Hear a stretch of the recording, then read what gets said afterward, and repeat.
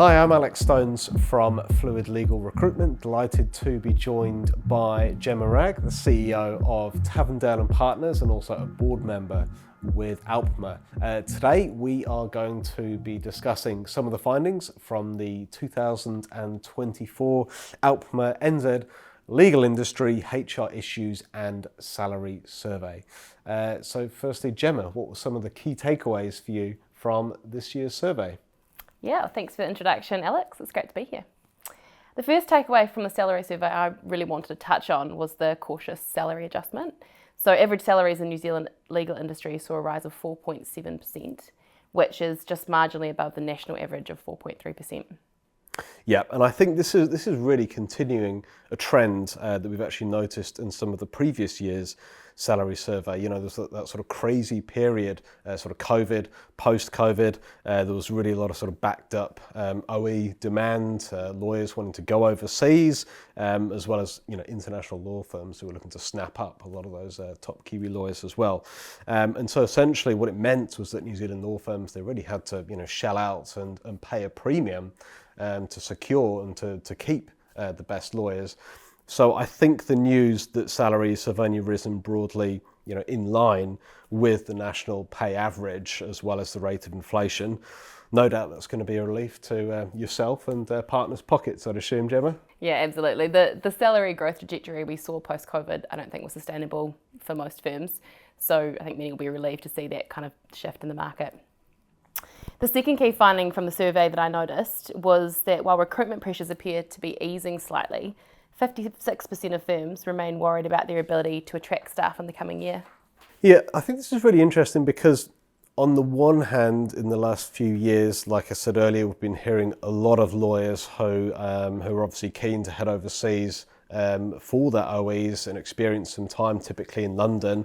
But then, anecdotally, we've been hearing on the ground over there that the demand for Kiwi lawyers isn't quite there. There just aren't as many jobs available at the moment. A lot of those London-based firms, for example, they do have a preference for locally trained talent as opposed to their anti-BD counterparts. So, subsequently, we've seen Kiwis having to accept roles over there below their pay grade, below their ability grade, or in many cases, they're actually just saying, I'm not going to do a 2-3 year OE, I'm just going to go for, a backpack around Europe or spend a few weeks over there or something like that. So I think subsequently, the domestic candidate pool with New Zealand, especially at that younger level, is probably going to be a lot bigger than it was, 2 or 3 years ago, I think. Yeah, I think that change in going for the big OE versus going for kind of a 3-month holiday is something that we've really noticed. And it does bring challenges with it. And that obviously brings budget challenges and skills gaps while they're gone. Yeah. But it's just something that firms are having to manage to retain talent, basically. Another key observation from this year's survey is that a substantial number of firms, over 40% actually, are ready to boost remuneration packages by up to 10% to attract external talent. And 14% said that they were prepared to offer increases of up to 20%, which is quite significant. Is that what you're seeing in the market, Alex? Yeah, absolutely. Look, at the end of the day, competition levels still remain very high for firms wanting to secure the absolute best talent. We know that those best candidates, they're going to be interviewing at multiple firms. They're probably going to be receiving offers from multiple firms and no doubt getting counter-offered by their current employer as well. So the advice that we're passing on to our clients is always don't lowball. Let's eliminate the need for the back and forth negotiation. Just come in with your best offer, what you think this person is worth, the value that they can bring to the firm, and make them an appropriate offer, basically. Yeah, I think from my experience in recent years, there's been a real change in that recruitment process and it's completely sped up. So to keep candidates engaged, you really have to be moving quickly and communicating well, otherwise you very quickly lose them. My fourth key takeaway is that talent retention has actually emerged as the primary HR challenge or concern for most firms. And this is prompting firms to increasingly offer additional flexibility and mentoring opportunities to keep their current talent. But I'm sure you've seen other things that firms are doing. So from your perspective, Alex, what are other firms doing? Yeah, look, I think first and foremost, money is always going to be a huge driver, a huge motivator for lawyers. Completely understand that. And probably second to that sort of medium to longer term career development is key as well. You know, is it a path to partner? Is it an opportunity to work with a particular partner or work on a particular type of file, for example? But aside from that, you know, before candidates are even submitted to firms and roles these days, they're particularly interested in, I guess, some of the more progressive perks and benefits available in the market. Is it parental leave, a firm's approach to mental health, well-being, and just generally, what's the culture like at the firm as well? And I guess just sort of blowing our trumpet for a second, one of the advantages of working with a recruiter is because for us, like we discussed in a previous podcast with our 80-20 rule, we deliberately only work with 20% of the market because, we partner with them, we understand their unique selling points, what a package will look like when you get to that stage. So ultimately we can match, the best candidates to the most appropriate firms. Yeah, I think that's absolutely key. I mean, pairing the right lawyers with the right firm is so important, and because obviously not every employee wants the same thing, and not every employer wants the same thing either.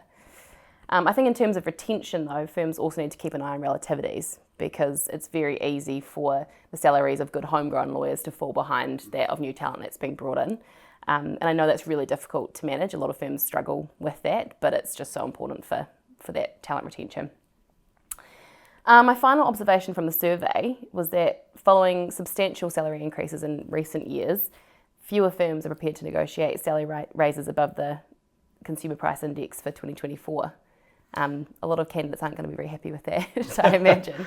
Yeah, look, and I think in previous years it was a buyer's market. I think candidates did hold all of the aces when it came to job hunting process and securing the best package for themselves.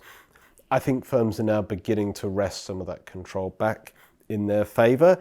And on the one hand, whilst firms, for the right person, they will be happy to pay above market rate, it needs to be justified. It needs to be sort of accountable. For example, if they're scrutinising an excessive wage demand, what are the billable hours? What are the budgets? What other type of value can this person bring to the firm? Can they bring a client base? Are they particularly good at business development? Are they going to be great for our culture? So yeah, on the one hand, firms they will be happy to pay a little bit more, but it needs to be backed up. It needs to be justified, essentially. No, that's absolutely right. So, in summary, we say that the 2024 ALPMA NZ Legal Industry HR Issues and Salary Survey, I needed to look at my notes for that because it's very hard to remember, presents a legal sector navigating economic constraints while striving for growth and inclusivity. Yeah, absolutely. Look, and I think the New Zealand legal sector in general, I think they're really positioning themselves very effectively at the moment to ensure that they are attracting and also retaining the top talent. And a lot of that is through, embracing digital platforms, refining their sourcing strategies, obviously offering competitive compensation is key, but also leveraging the power of referrals. I think that's really important for a lot of firms now because they just know so many people from university networks and elsewhere, so that's really key. Brilliant. Well, I hope you enjoyed our conversation today. If you would like a further discussion about the 2024 ALPMA Salary Survey, then please do reach out to myself or Gemma. We'd love to discuss things further.